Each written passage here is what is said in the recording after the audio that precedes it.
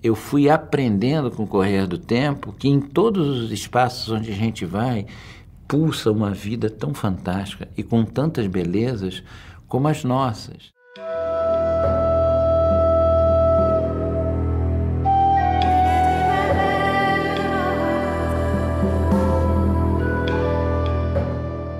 O universo é um grande exemplo disso, né? Ele parece plácido, estável, mas na realidade é a vida, né? É o ser, o viver, morrer para gerar novas vidas. Através do microscópio, a gente consegue chegar a ampliações que o nosso olho não alcança. E assim, é muito fascinante. Você, numa lâmina pequenininha, você tem todo o universo, cara. Você pode pegar uma gota e ali você vê todo mundo de vida, de protozoários, de vírus, de bactérias.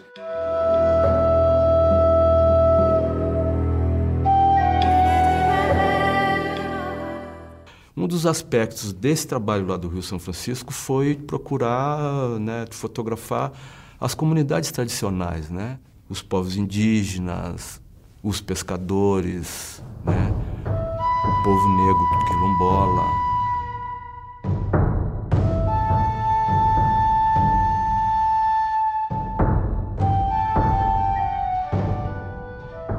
Eu acho que a função de um documentarista é também fazer quem está vendo esse trabalho a pensar. E se o teu trabalho conseguir sensibilizar essa pessoa que está vendo, isso já é algo assim muito positivo. Porque todas as pessoas, independente da classe social e até independente da idade, elas sonham. E essa realização desses sonhos, né, que nós como fotógrafos acompanhamos, é que são os seus fazeres. Então, quando eu falo da beleza, eu não falo só da beleza física, estética, também falo dela, né? Mas eu falo da beleza das realizações.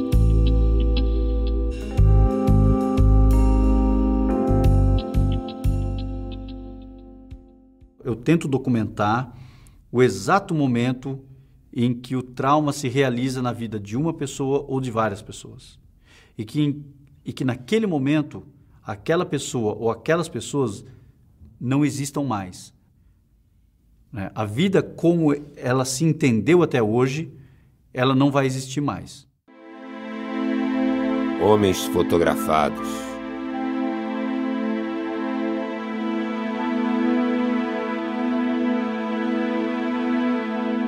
Homens registrando a vitória ou a paz?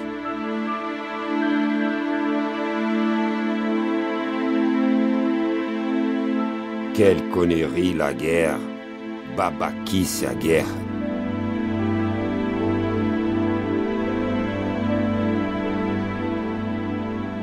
Escreveu o poeta Jacques Prévert. Mostra o fotógrafo André Lyon.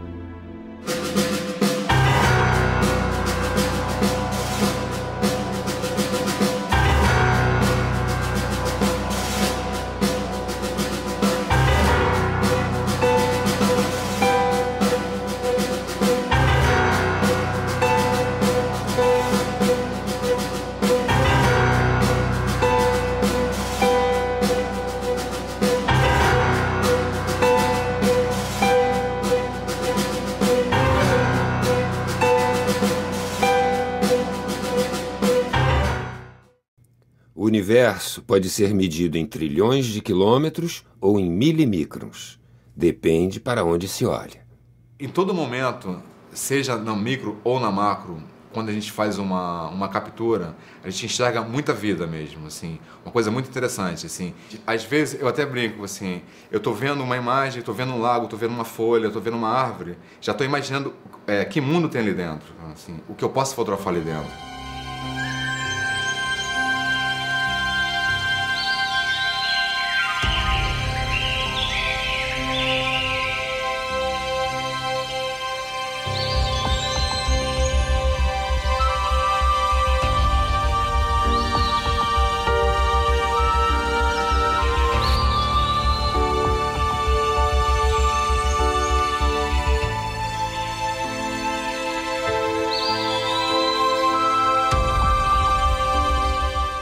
A grande briga entre a implosão e a explosão chega ao fim. E a implosão, a gravidade vence. A estrela então se colapsa, todos os elementos se aproximam e ela então produz todos os outros elementos conhecidos.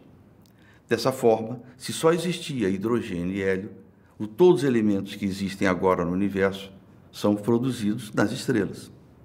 Nós temos elementos diferentes de hélio e hidrogênio. Nós temos oxigênio, sódio, né? Carbono, enxofre, manganês, tem muita coisa. Tudo isso não existia no universo primordial. Foi formado dentro de uma estrela. Eu sou um fotógrafo conhecido pela denúncia, né? Eu denuncio trabalho escravo, eu denuncio trabalho infantil, eu denuncio conflitos de terra, documentei o massacre de Carajás. Agora você mergulhar na vida das pessoas, dar uma sustentação à denúncia e você conseguir mostrar a beleza dessas pessoas.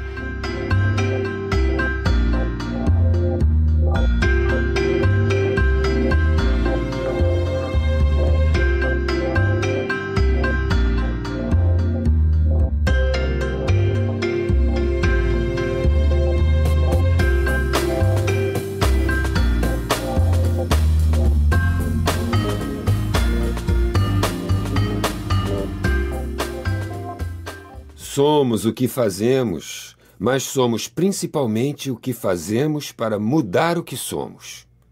Eduardo Galeano.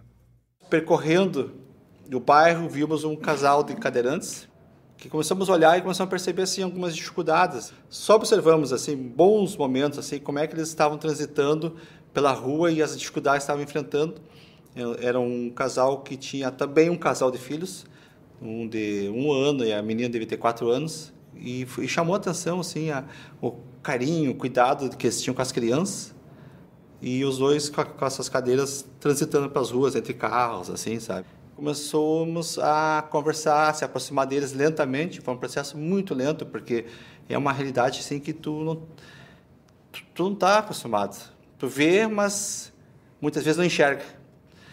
Só começa a se deparar com essas nuances assim, de ser um cadeirante quando tu começa a conviver com essas pessoas e percebe alguns graus de dificuldades. Mas uma coisa que eu achei legal nesse descobrimento é o caráter assim, que eles têm, a força de personalidade. E de não gostarem de serem vistos como os coitadinhos, mas querem ser vistos como seres humanos. É uma lição de vida. Eu acompanhei durante 4 meses a galera, a molecada que soltava pipa e tal no Jacarezinho, porque é uma cultura muito forte de lá e de outras favelas também.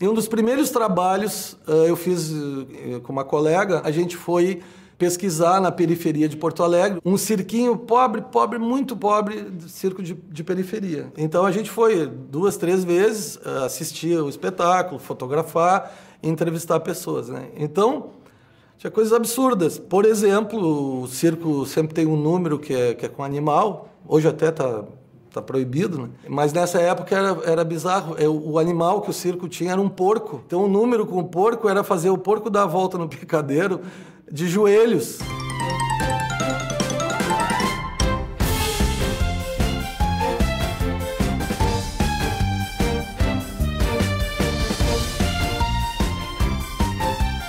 O cara seria preso hoje, o dono do circo. Era um porco amestrado. E era assim, um acampamento paupérrimo, era um circo familiar, né? Era um senhor já velhinho, a mulher na bilheteria, a filha dele, o cara casado com a filha dele, que era o domador.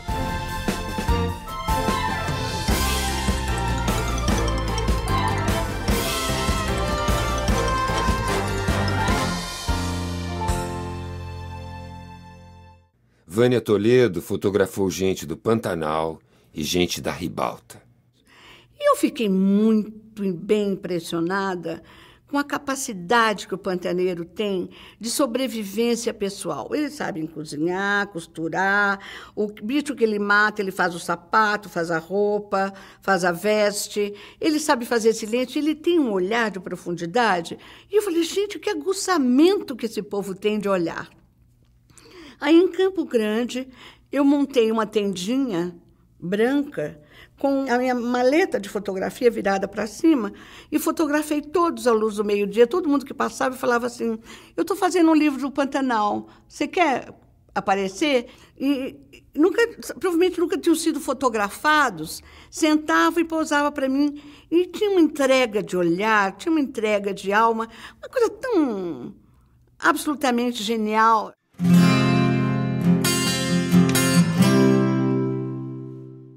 Eu valorizo muito as pequenas coisas, os pequenos detalhes. Eu nunca fotografo ninguém, mesmo sendo artista ou não, sem antes conversar, rir, brincar, confidenciar, para poder criar um clima de empatia com aquela pessoa.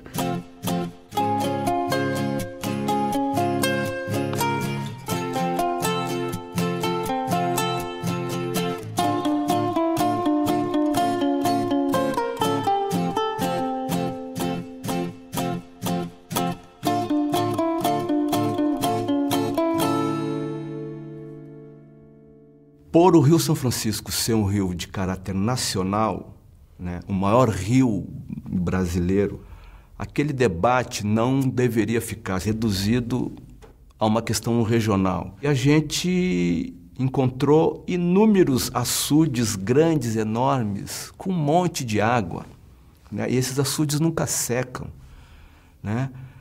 O grande problema é que essa água não é distribuída para o povo que precisa da água, né?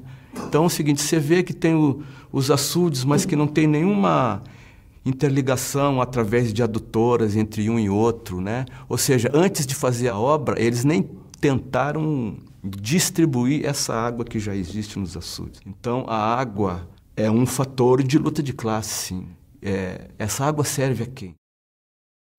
Eu acho que a reforma agrária ela está acontecendo desde a época de Moisés, quando foi ali levou aquele povão para passar o Mar Vermelho, para conquistar a terra, a reforma agrária já começou ali, né? E até hoje está para terminar. Eu acho que hoje em dia a gente divulga muito pouco esses efeitos que o Movimento Sem Terra teve na sociedade. Nossos assentamentos é coisa impressionante. Você vai no Sergipe, um assentamento que eles fazem no coletivo, no ano retrasado, nós estamos em 2012, 2010, 2011, eles produziram 150 mil sacos de milho, gente. E ninguém fica sabendo. O curso de Direito, que teve a formatura pelo Pronera, só de assentados e pequenicultores do Pronera, de Direito, onde eles prestavam o exame para a OAB, e 5, antes de terminar o curso, passaram na ordem da OAB. Assentado.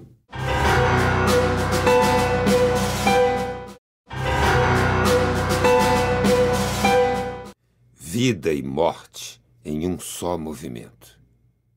Esse trabalho chama Eros e Thanatos, que eram fotografias tumulares misturadas com fotografias eróticas de uma oficina, que não existe nenhum lugar onde uma mulher nua se sinta mais à vontade do que numa oficina mecânica, né? E elas, enfim, se encaixam muito bem. É uma pena que esse hábito tenha se perdido, porque elas estão muito alegres ali como companheiras desses mecânicos e passam anos vivendo ao lado deles, né?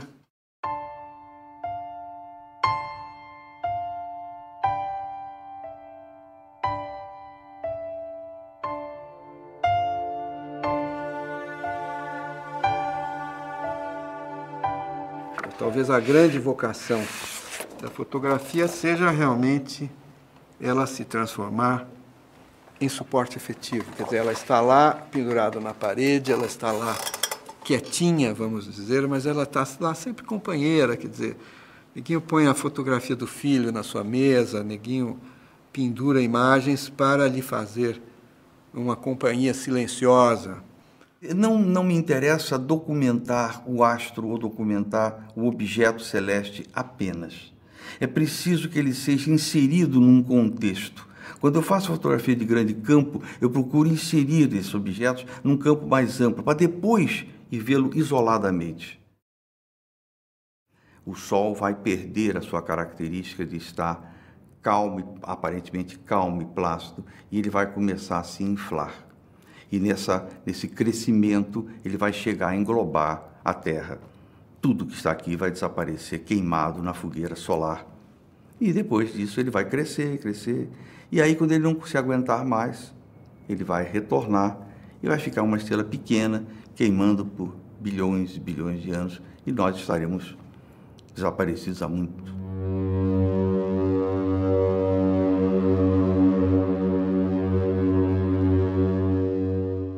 O homem tem capacidade destrutiva muito maior do que esse Sol que cresce, né?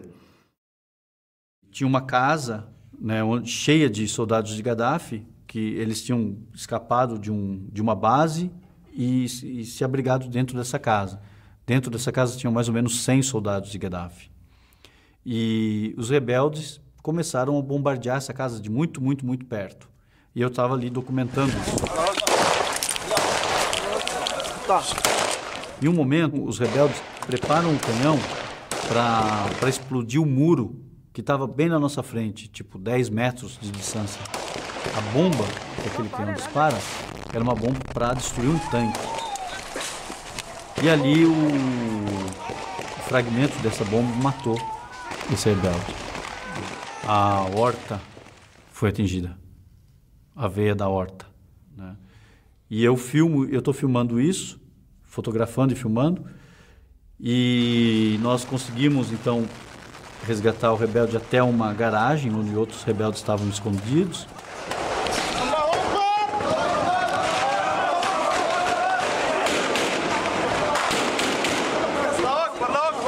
E ele perdeu todo o sangue dele em menos de um minuto.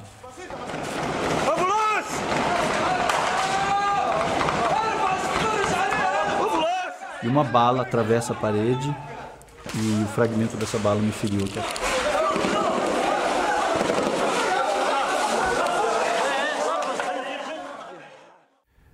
Aqui nas costas. Na hora eu achei que o ferimento fosse bastante sério, mas que a dor foi muito, muito grande. Mas depois eu senti que não tinha sangue, que eu tinha pouco sangue.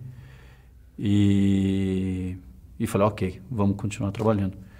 Até que... Porque eu sabia também que ali ninguém ia poder parar de atender aquele homem para me atender. Então, depois eu fui para o hospital e eles tiraram ali o negócio. Estava bem superficial. Eu estava cobrindo uma outra pauta para o jornal. E aí o meu chefe liga e diz assim, vá voando para o Jardim Botânico porque tem um sequestro com reféns e tal. Eu falei, o que eu vou fazer lá? Ele falou, não quero saber. Você é fotógrafo da sucursal, você vai ter que estar lá. Eu disse, não, mas vai estar toda a imprensa, depois a gente compra a foto. Eu disse, nananina, não. Durante o processo, assim, na minha cabeça passava um filme que parecia assim que eu estava presa a um filme de terror. E aí que eu descobri também que eu não gostava desse tipo de coisa. Eu não tinha aptidão para esse tipo de coisa. Fiquei um ano trabalhando essa sensação de impotência, né? Eu me lembro de uma outra ocasião no jornal O Dia, que eu saí da redação para fazer uma pauta que era um mapeamento que a polícia faria nos morros. E eu achei que era uma coisa assim, eles iam lá mapear e tal. Quando eu vi, os caras estavam dando blitz, dando rasantes, e eu de vestido dentro de um helicóptero. Né? O que eu estou fazendo aqui? Tem gente que tem aptidão para isso. Eu não... Minha área é outra, assim, não consegui conviver com isso. Muitas vezes, quando eu me escondo atrás de uma câmera, eu consigo suportar o que eu estou vendo. Mas eu não conseguiria fazer isso se eu não tivesse com uma câmera na mão. São situações que eu me blindo ali para eu conseguir continuar trabalhando.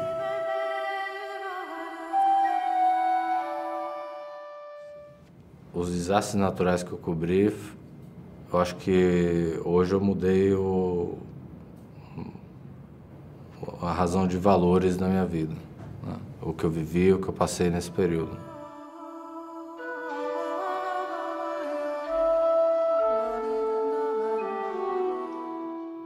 O Haiti, o país já era pobre, né? Então, o fato das pessoas não terem mais a própria casa, né, por menor que seja, a perda, eu acho, foi muito maior do que num país mais rico. As pessoas, de fato, já não tinham nada, depois de um terremoto, desapareceu o pouco que tinham. Então, o sofrimento, para mim, foi muito alto.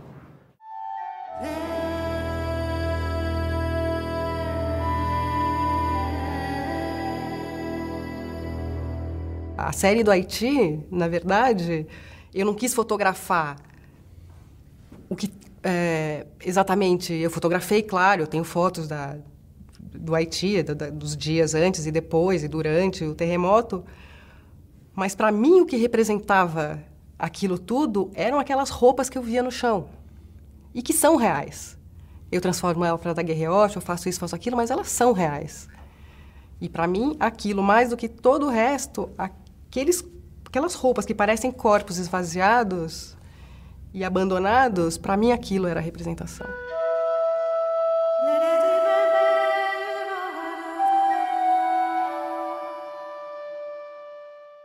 Rodrigo Mestres encontra vida nos cristais a cada mudança de temperatura.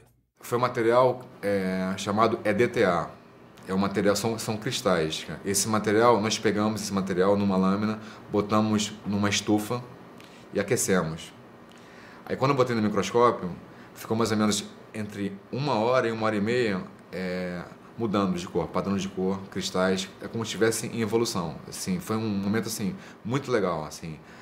Eu via o material mudando na minha frente. Assim.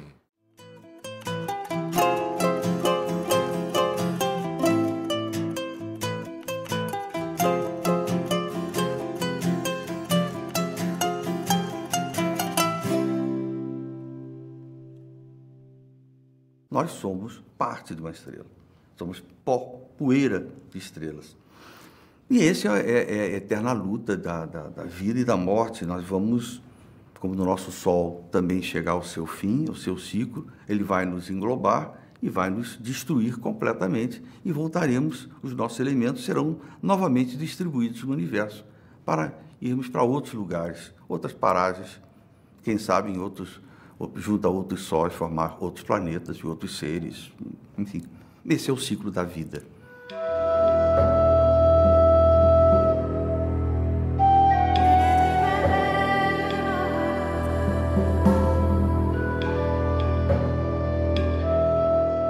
A vida é um caminho de sombras e luzes. O importante é que se saiba vitalizar as sombras e aproveitar as luzes. Henri Bergson.